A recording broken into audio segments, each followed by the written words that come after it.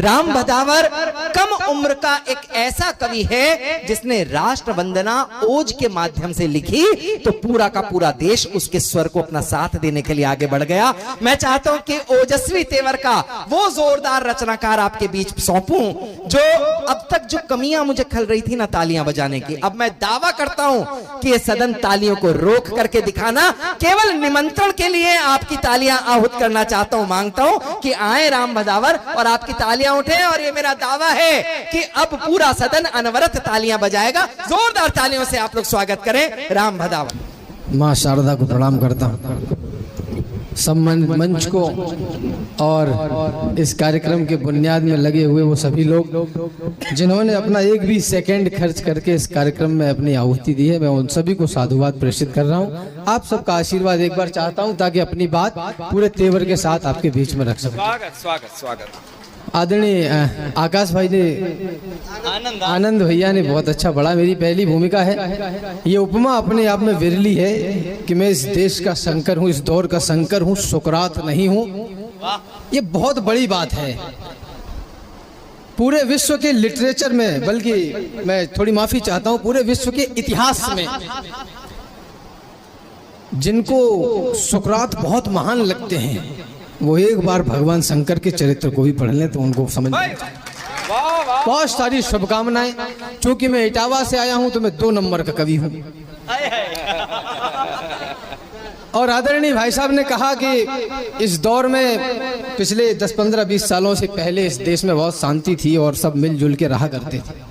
ये क्रम है जिस प्रकार से गांव में कंट्रोल पर जब मिट्टी का तेल बटा करता था और गेहूं चावल बटे करते थे तो वो कंट्रोलर क्या करता था, डीलर राशन कार्ड इकट्ठे करता था, जो आता जाता था उसके राशन कार्ड इकट्ठे करते रहता था। फिर जब बांटना रहता था तो उनको पलट देता था, तो नीचे वाला ऊपर आ जाता था। यहां से कहना चाहता हूं कि ये सच है कि दुनिया में पैरोकार शांति के होंगे। आप लोग मुझसे उम्र में, अनुभव में बहुत बड़े हैं और ये अवध की मिट्टी है, इसको बाबा तुलसी ने छुआ है। मैं आपको तालियों के लिए या किसी के लिए भी नहीं कहूंगा, आप बस सुनेंगे, इतना ही पर्याप्त है। ये सच है कि दुनिया में पैरोकार शांति के होंगे, लेकिन कुछ किरदार वीरता और क्रांति के होंगे। कुछ होंगे जो खिले हुए फूलों की बात करेंगे, कुछ फूलों के रक्षा में शूलों की बात करेंगे, कुछ बसंत के मौसम वाले गीत कहेंगे प्यारे, कुछ पतझड़ से भी लाएंगे चुनकर फूल हजारे। यही नियम है, यही सत्य है, यही प्रकृति का पद है। सावन है तो सूखा भी है, विधि की यही शपथ है। अगर समंदर है, हम इस स्थिति को प्राप्त क्यों हो गए? अगर समंदर है तो रेगिस्तान यहीं पर होगा, अगर बस्तियां हैं तो फिर शमशान यहीं पर होगा। जहां उजाला होगा वहां अंधेरा भी आएगा, जो जन्मेगा उसे काल एक रोज चबा जाएगा। जहां हजारों मित्र मिलेंगे वहां शत्रु भी होंगे और श्वेत सूर्य के साथ साथ काले नक्षत्र भी होंगे। हर युग में, हर कालखंड में यही हुआ करता है। वीर जीत जाते हैं और कमजोर मरा करता है। सामने हो देवता तो हम भी सज्जनता दिखाएं, विनय न मानत जलद जड़ गए 3 दिन बीत। सामने हो देवता तो हम भी सज्जनता दिखाएं, हो असुर यदि सामने तो फिर कहो क्या गीत गाएं। आने वाले वक्त का हमको जरा अंदाज हो, विश्व का है सत्य और ये सच न नजरअंदाज हो। इतिहास के हर एक पन्ने में कथा सामर्थ्य की, इतिहास में लिखते नहीं बातें कभी भी व्यर्थ की। और दुनिया में सदा ताकतवरों का राज है, जिसकी भुजाओं में है बल वह विश्व का सरताज है। हम अहिंसा के पुजारी हैं। मेरे नौजवान दोस्त बैठे हैं। व्यक्ति का विरोध नहीं होता, विचार बड़ा होता है, और विचार यह है कि हम अहिंसा के पुजारी हैं। यही पहचान भी, यही हमारा मान है, सम्मान, स्वाभिमान भी। पर कोई आकर हमारी मां को डायन बोल दे, शांत मौसम में जहर कोलाहलों का घोल दे, जब कोई आकर तमाचा दे हमारे गाल पर, गर्म लोहे की सलाखें भी छुआ दे खाल पर, जब कोई माओं की बहनों की लगाए बोलियां, जब कोई नवजात शिशुओं की जलाए होलियां, जब कोई इस देश को, इस धर्म को यलकार दे, जब कोई सिर पर चढ़े और युद्ध की ललकार दे, तब भी प्रेयसी के दुपट्टे में ही क्या मोती जड़ोगे? अरे युद्ध लड़ना पड़ गया तो क्या दुपट्टों से लड़ोगे? भाई वाह वाह वाह वाह वाह वाह वाह वाह, क्या बात है, क्या वाह राम, वाह वाह वाह वाह वाह वाह वाह वाह। अरे बार नहीं जाएंगे, अब मेरे बाल खुल जाएंगे इनको टांग के। फिर हमारे कवि मित्र कहते हैं कि ये नौटंकी करता मंच पे, ये बाल खोल लेता है जमने के लिए। मैं निवेदन करना चाहता हूं, जब कोई आकर तमाचा दे हमारे गाल पर, गर्म लोहे की सलाखी, तब भी प्रेयसी के दुपट्टे में ही क्या मोती जड़ोगे? युद्ध लड़ना पड़ गया तो क्या दुपट्टों से लड़ोगे? हमारी भूमि से हमको भगाया जा रहा था। देश के बहुत बड़े व्यंग्यकार हैं आदरणीय बड़े भैया तेज नारायण बेचैन, उनकी 4 पंक्तियां अमूमन याद आ गई मुझे, अभी निवेदन करना चाहता हूं। साधुओं के बीच ही सद्भाव जब संभव नहीं, तो सोचिए यजमान कैसे सात्विक सत्संग होगा। संसार सारे सदन में चुप्पियां साधे हुए हैं, कुछ समय के बाद मित्रों इस जगह हुड़दंग होगा, और सूर्य का मैं हूं उपासक, तुम पुजारी चंद्रमा के, सोचिए विपरीत ध्रुव का क्या परस्पर संग होगा। हमारी भूमि से हमको भगाया जा रहा था, हमारे मान को नंगा नचाया जा रहा था, हमारे घर मसालों से जलाए जा रहे थे, नन्ही देह पर भाले चलाए जा रहे थे, हाथियों से हमें कुचला मिटाया जा रहा था, हमें कायर, बहुत कायर बताया जा रहा था। अरे उस काल में अड़ते नहीं तो क्या करते? कोई बतलाए, हम लड़ते नहीं तो क्या करते? चाहता हूं ये नई पीढ़ी छुए आकाश भी। दिनकर कहते हैं क्षमा सोहती उस भुजंग को जिसके पास गरल हो। मैं ये नहीं कहता कि जाकर के महामारी करो, पर युद्ध तय है, युद्ध की पुरजोर तैयारी करो। बलवान बनने में क्या समस्या है? निवेदन करना चाहता हूं आदरणीय, जो केवल तकते हैं तकते ही रहते हैं, कायरता के प्रतीक सोच लिए जाते हैं, निर्बल के द्वारा की गई प्रार्थना प्रार्थना नहीं याचना बन जाती है। प्रार्थना करने के लिए भी पात्र बनना पड़ता है। राम प्रार्थना करे तो अच्छा लगता है, मारीच प्रार्थना करे तो अच्छा नहीं लगता, उसे तो मरना ही है, कमजोर है। जो केवल तकते हैं तकते ही रहते हैं, कायरता के प्रतीक सोच लिए जाते हैं, यूं तो कहलाते हैं जंगल के पुरोधा, किंतु गीदड़ों के झुंड में दबोच लिए जाते हैं, और सामने दरिंदे हो तो लड़ना ही पड़ता है। आंखों से आंसू भी पोंछ लिए जाते हैं, जिस उपवन में यदि होते नहीं शूल, उसके समूचे फूल नोच लिए जाते हैं। माटी के चटक लाल रंग पे किया गुमान, माटी के रंग अंग अंग से सनेगा कौन? सदियों से सदियों तक ठनते रहे हैं जो, बलिदानी दानों की खातिर ठनेगा कौन? और उपवन में सभी फूल होंगे सुकोमल, तो सुमनों के रक्षणार्थ कांटे बनेगा कौन? और जननी जनेगी सुकुमारी सुकुमार यदि, तो फिर रणचंडी और नाहर जनेगा कौन? मानी स्वाभिमानी की रवानी को तकेगा विश्व जलवा, जहान देख लेगा नौजवानी का। ठानी जो कहानी जानी और अनजानी, शानी होगी ना निशानी, पानी देख लेना पानी का। आनी मौत जानी जिंदगानी, वरदानी सत्य मानी इतिहास, सदा दानी बलिदानी का। और मातृभूमि धानी परिधानी पे जो तानी आंख, तो खप्पर लबालब भरेंगे माँ भवानी का। और थोड़ा कड़वा होता, चलो एक टिप्पणी करना चाहता हूं। आदरणीय तिवारी जी ने कार्यक्रम के प्रारंभ में ही उद्बोधन में कहा कि कभी कुछ ऐसी तान सुनाओ जिससे उथल पुथल मच जाए। उन्होंने कहा कुछ ऐसा सुनाओ जिससे देश आगे बढ़े, जिससे सब जुड़े। एक वाक्य कहना चाहता हूं, हमारे हीरो कलाम हो सकते हैं, हमारे hero doctor APJ Abdul Kalam हो सकते हैं, हमारे हीरो एनन मेनन कैनन नहीं हो सकते, किसी भी स्थिति में नहीं हो सकते। केवल इतनी सी बात है, जितना बड़ा यह काव है उतना बड़ा कुछ भी नहीं, जितना कड़ा यह भाव है उतना कड़ा कुछ भी नहीं। ये धरा है माँ हमारी, ये हमेशा याद रखना, मेरे लिए इस देश से ज्यादा बड़ा कुछ भी नहीं। पिछले 75 वर्षों में इन दिनों देश में धर्म की बात बहुत ज्यादा है, करी जा रही है, अच्छी बात है, लेकिन कष्ट का विषय यह है कि जो बताया जा रहा है वैसा है नहीं। यहां से कहना चाहता हूं, लोग कितने हैं जिन्होंने वेद के पन्ने पढ़े? क्या सही में हम सनातन आवरण से हैं जुड़े?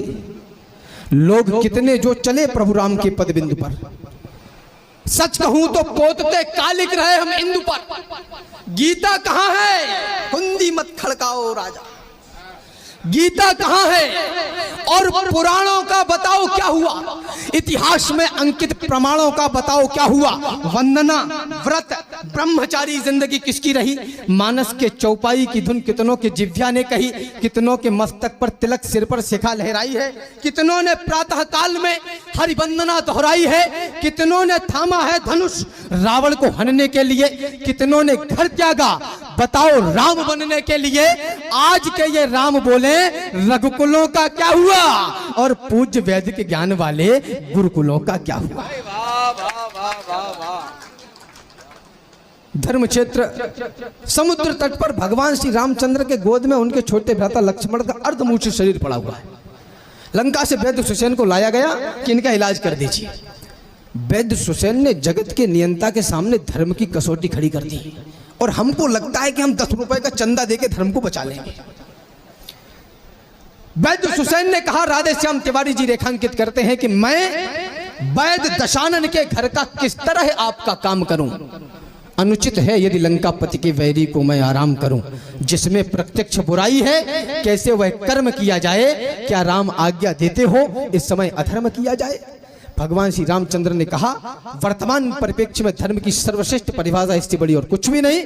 उन्होंने कहा, जिस धर्म पे अपना राज्य गया, सीता प्यारी का हरण हुआ, जिस धर्म पे अपना भरत छुटा, श्री पितृदेव का मरण हुआ, उस धर्म सत्य पर लक्ष्मण भी यदि मरता है तो मर जाए। सौगंध राम की यह होगी कि धर्म नहीं जाने पाए।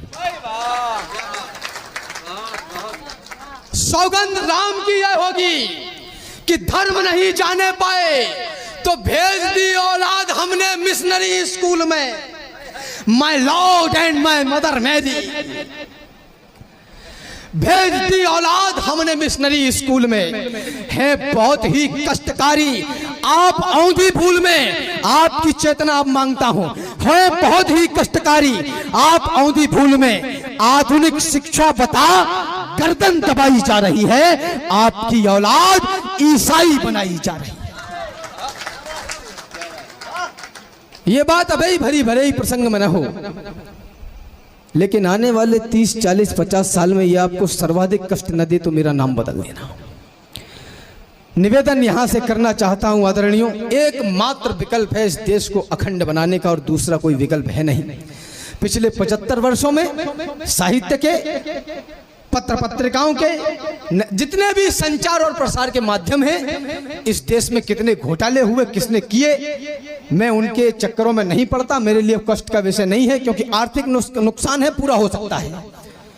लेकिन ये जो मानसिक विकलांगता भारतवर्ष के युवा के मस्तिष्क में पिछले 75 वर्षों में बैठाई गई कि जवानी सिर्फ इश्क लड़ाने के लिए है और तुम नौकरी करने के लिए पैदा हो गए। अब वो बैठा है कॉलेज की पुलिया के बाहर और इंतजार कर रहा है कि नीली वाली कब आएगी। ऐसे तो ये देश नहीं बचेगा, माफ करिए। निवेदन करना चाहता हूं, अभी है बल तुम्हारी बाजुओं में, जिस कवि की कल्पना में जिंदगी हो प्रेम गीत, उस कवि को आज तुम नकार दो। ये कहा जाता है हमने युवाओं के दिलों के गीत लिखे,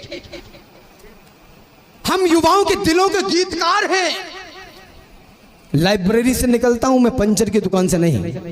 मुझे मूर्ख नहीं बना सकते आप। अभी है पल तुम्हारी बाजुओं में, सिक्के का दूसरा पहलू कौन दिखाएगा। अभी इतिहास गढ़ने का समय है, अभी से शस्त्र अपने छोड़ना मत। अभी तो युद्ध लड़ने का समय है। अभी तुमको समंदर में उतरकर खजाना मोतियों का खोजना है। गगन धरती के राजा बस तुम ही हो। समय की मांग है, यही योजना है। अभी मौसम बदलने हैं, तुम्ही को आंधियों से जूझना है। निरंतर कोशिशें करते रहो, बस सफलता के लिए रुकना मना है। यही दिन प्यार के झनकार के हैं, मगर टंकार के दिन भी यही है। यही दिन है खनकती चूड़ियों के, मगर तलवार के दिन भी यही। जवानी ही भवानी है, जो कुछ करना है अभी कर लीजिए, बुढ़ापे में सीढ़ियां भी चढ़ उतर नहीं पाओगे। यही दिन प्यार के झनकार के हैं, मगर टंकार के दिन भी यही हैं। यही दिन है खनकती चूड़ियों के, मगर तलवार के दिन भी यही हैं। उसको बताया गया कि तुम बेरोजगार हो। अब वो रोडवेज बसों में आग लगा रहा है कि हम बेरोजगार हैं, हमें नौकरी चाहिए। निवेदन करना चाहता हूं, धर्म क्षेत्र कुरुक्षेत्र के मैदान में दोनों सेनाएं आमने सामने हैं। संजय ने महाराज धृतराष्ट्र को बताया कि कौन कहां खड़ा है। आपकी चेतना, आपका ध्यान मांगता हूं। संजय ने बताया कि कौन कहां खड़ा है। श्लोक आता है, काशस्य परमेश वासा शिखंडी च महारथा। शिखंडी च महारथा। जिस देश का शिखंडी भी महारथी हो, उस देश की संतान इतनी कायर कैसे हो सकती है जो ये कहे कि हम नौकर बनना चाहते हैं, हमें नौकर बना लीजिए। ये देश गिर पड़ा है, इसको उठाइए। मरहम न सही घाव पर कुछ तो लगाइए। कहते हो मेरे दिल में धड़कता है तिरंगा, किस किस के धड़कता है चीर कर दिखाइए। और बेरोजगार हो तो डिग्रियों को फाड़ दो, इस देश को नौकर नहीं मालिक बनाइए। एक मात्र विकल्प, 2 मिनट की अंतिम रचना रख के अपना स्थान ले रहा हूं, और वह विकल्प यह कि बदल रहा है वो आकार बचाना होगा। भारती माता का विस्तार बचाना होगा। बचाना चाहते हैं यदि समूचे देश को, तो सबसे पहले हमें परिवार बचाना होगा। दुर्गंधित वातावरणों में इत्र ढूंढते हैं कुछ लोग, प्रेम प्यार अनुराग त्याग के चित्र ढूंढते हैं कुछ लोग, खून के रिश्तों में इनको षड्यंत्र दिखाई देता है, और सगे भाई को गाली देकर मित्र ढूंढते हैं कुछ लोग। तो दिन में न चंद्र किरण आपको कहीं मिलेगी, रात में न आस करो सूर्य के प्रकाश से। सीख हस्तिनापुर से सीख लो, अयोध्या से, और कुछ सीखिएगा राम वनवास से। तो परिवार पे प्रहार हो नहीं किसी प्रकार, एक ही संकल्प रहे प्रेम उपवास से। क्योंकि ये मटका जो एक बार चटका तो वापस न जोड़ पाओगे किसी प्रयास से। परिवार मात्र बीवी और बच्चों का नाम नहीं होता। परिवार कभी अलगाव भरा कोई पैगाम नहीं होता। परिवार कभी भी एहसासों का गला नहीं घोटा करते, और प्रतिकूल परिस्थिति में मन कभी नहीं छोटा करते। परिवार सदा उम्मीदों को ऊंची उड़ान दे देते हैं, जीवन में हर एक मुश्किल का समाधान दे देते हैं। परिवार प्यास में गंगा और यमुना की धार बना करते हैं, बीच भंवर में नाव फंसे तो ये पतवार बना करते हैं। चक्रवर्ती राज था अवधेश कहलाते थे वो, 4 पुत्रों के पिता प्रथवेश कहलाते थे वो। 10 दिशाओं में हुक्म चलता था जिनके नाम का, जिनके आंगन में हुआ अवतार था प्रभु राम का, जिनके आंगन में स्वयं ब्रह्मा भी आकर झूमते, जिनके दर को देवगण मंदिर समझकर चूमते, जिनके हथियारों के आगे शत्रु टिकते ही न थे, भागते थे प्राण लेकर रण में दिखते ही न थे। वही दशरथ आज चौथेपन में देखो डर रहे, परिवार की दूषित कपटता में उलझकर मर रहे। तो बात वचनों की सुनहरी रीत रघुकुल की सुनो, पुत्र की माता पिता से प्रीत रघुकुल की सुनो। एक तरफ है राज्य और दूसरी तरफ माता पिता, एक तरफ वैभव है और दूसरी तरफ जलती चिता, एक तरफ है ठाठ सत्ता का बड़ा अधिकार है, एक तरफ माता पिता और भाइयों का प्यार है, एक तरफ शासन है, शासन का बड़ा उत्कर्ष है, एक तरफ 14 बरस का जंगली संघर्ष है। तो मुस्कुराकर राम ये बोले, मेरी मैया सुनो, अर्धांगिनी सीते सुनो, गुरु तात और भैया सुनो, राज रघुकुल का हमारी रीत से बढ़कर नहीं और भरत भैया की पावन प्रीति से बढ़कर नहीं। परिवार खुश ना कर सके तो राम ही किस काम का, नाम ना चरितार्थ हो तो नाम ही किस काम का। छोड़ सिंहासन हृदय की आस को फिर चुन लिया, राम ने 14 वर्ष वनवास को फिर चुन लिया। हम कुछ प्लॉटों, कपड़ों, जेवरों और थाली कटोरी पर मर जाने वाले लोग हैं और हम देश को विश्वगुरु बनाना चाहते हैं। मैं वो कविताएं नहीं सुनाता जिनको आप दारू का गिलास हाथ में लेकर सिप करते हुए सुने, मैं वो कविताएं सुनाता हूं जो आपके दिल में धरी हुई आंदोलन की बारूद में चिंगारी लगाने का काम करेगी। मुझे उसको भी जवाब देना है, केवल आपकी प्रसन्नता ही मेरे लिए प्रसन्नता का विषय नहीं। निवेदन करना चाहता हूं, राम ने 14 वर्ष वनवास को फिर चुन लिया तो राम ने खुलकर निभाया खून के संबंध को और भरत ने भी बचाया प्रेम के अनुबंध को। लाल लक्ष्मण ने भी की भाई की सेवा उम्र भर, शत्रुघ्न भी साथ चलते थे करों को जोड़कर। चार थे, चारों निभाते यान थे रघुवंश की और बढ़ाते शान थे भागीरथों के अंश की। वाह वाह राम वाह। एक राजा की थी पुत्री, एक राजा की बहू। माताएं बहनें दो एक बैठी हैं, आपको रेखांकित करना चाहता हूं। हमें शादी विवाह के बाद 2, 4, 6 महीने बाद, साल भर बाद किसी बड़े महानगर में 2, 2.5, 3 हजार रुपए किराए के कमरे पे जाना होता है। एक राजा की थी पुत्री, एक राजा की बहू। वो पति के प्राण थी, उसके विषय में क्या कहूं। जब पति भाई की सेवा के लिए वन चल दिए, मौन थी, सब प्रश्न उसने स्वयं से ही हल किए। एक तक देखा लखन को और मुस्काने लगी। परिवार के खातिर वो इस निर्णय पे इतराने लगी, उर्मिला पति के बिना परिवार के विस्तार पर 14 बरस लोटा लिए जल का खड़ी थी द्वार पर। थी भवानी आदि जगदम्बा का वो अवतार थी, वह सती सीता जो सारे विश्व का विस्तार थी। भगवान की अर्धांगिनी थी और अनुपम रूप थी, संस्कारित और मर्यादित प्रकृति अनुरूप थी। परिवार छोड़ा और पति के साथ वो वन को गई। पति भी भटकते ही रहे, वह भी कभी खुश ना रही। परिवार छोड़ा था, उसी का ही उन्हें प्रतिफल मिला। वनवास से आई मगर आते ही फिर जंगल मिला। अगर मेरी कविता की एक पंक्ति, एक अक्षर भी आपको ठीक लगा हो तो हाथ जोड़कर गिड़गिड़ा कर निवेदन करना चाहता हूं कि घर जाकर अगर बड़े हैं तो माफ कर देना और छोटे हैं तो माफी मांग लेना। मेरा भारतवर्ष यहीं से उदय होना शुरू हो जाएगा। क्या बात है भाई, वाह वाह वाह। क्या होगा, थोड़ा घर छोटा होगा, थोड़ी गाड़ी छोटी होगी, क्या होगा, इससे ज्यादा तो कुछ नहीं होगा। जीवन का सबसे बड़ा लॉस, सबसे बड़ा घाटा अगर कुछ होगा तो मृत्यु को प्राप्त हो जाओगे। सनातन संस्कृति में जन्मे हो, इससे इतना डरो मत, दोबारा फिर आना है। इतने अच्छे कर्म तो हमने किए नहीं कि परमात्मा में विलीन हो जाए।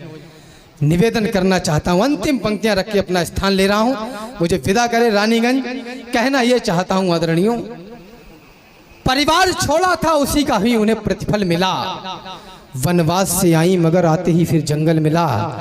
परिवार टूटे तब से भारत में सुनामी आ गई। विश्व गुरुओं के घराने में गुलामी आ गई। परिवार टूटे तो भगी हैं बेटियां गैरों के संग। हम छाती पीटते हैं लव जिहाद के ऊपर।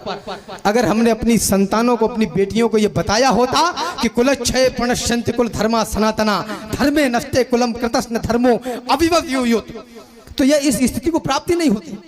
परिवार टूटा तो महाभारत पे दुविधाएं बढ़ी। परिवार टूटा तो महाराणा की दुविधाएं बढ़ी। जंगलों में घास की रोटी उन्हें खानी पड़ी। राज सिंहासन मुकुट सब दूर उनसे हो गए। इतिहास कहता है कि राणा जंगलों में खो गए। भाई छोटा शक्ति सिंह दुश्मन से जाकर मिल गया। बस तभी दुश्मन का मुखमंडल कमल सा खिल गया। साथ देता शक्ति तो उसकी अलग ही बात थी। जीतते वह काल को अकबर की क्या औकात थी। वाह वाह वाह वाह। परिवार टूटा तब से भारत में सुनामी आ गई, विश्व गुरुओं के घराने में गुलामी आ गई। परिवार टूटे तो भगी हैं बेटियां गैरों के संग, वासना हावी हुई बदले मोहब्बत के भी ढंग।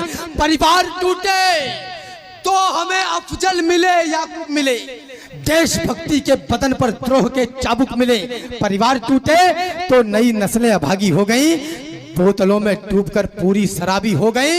इसलिए परिवार को मुट्ठी बनाकर देखिए, इसलिए परिवार को मुट्ठी बनाकर देखिए।